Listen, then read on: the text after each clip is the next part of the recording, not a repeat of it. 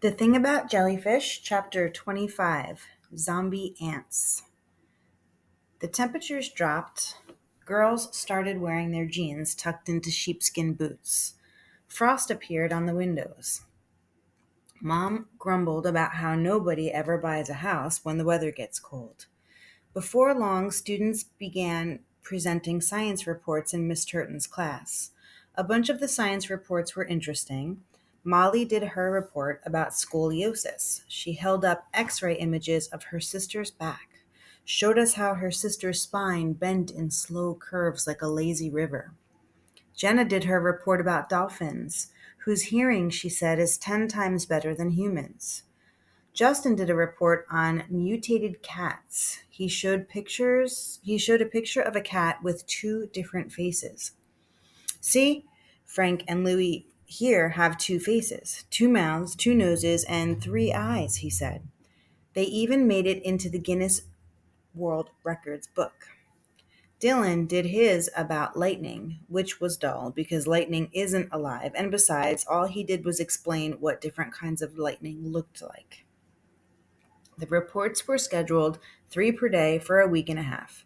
I was scheduled for the last day. With each presentation, I felt my own getting closer. Now we are 11 kids away, now 10, now 9. Now Sarah Johnston was standing in front of the class talking about zombie ants. A fungus takes over the ant's brain, she explained. It begins to control the ant's mind, making it do things that no ant would do otherwise. Insect control, insect mind control. It's a pretty good topic for a report, actually.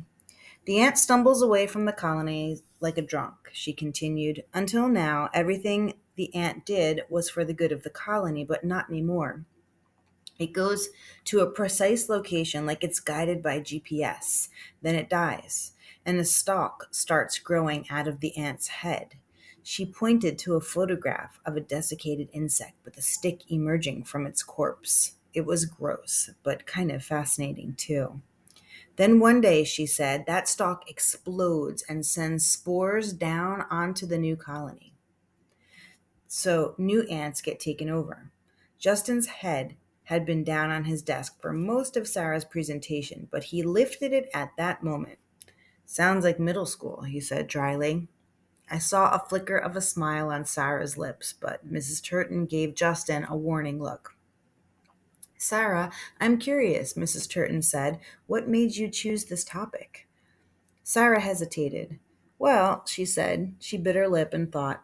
I saw it on a television show and I just thought it was so cool, but also really, really scary. Like the idea that something like this could happen, something could just control your brain.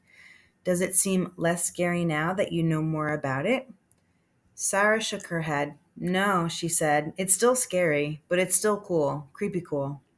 Miss Turton laughed. Creepy cool, she said. I like that. Thanks, Sarah. As Sarah returned to her seat, the rest of the class applauded politely. Now we were one report closer to mine. Without knowing why, I opened to the back of my notebook. I began to write. Jamie, if my report goes well, people will do more than applaud. They'll feel something.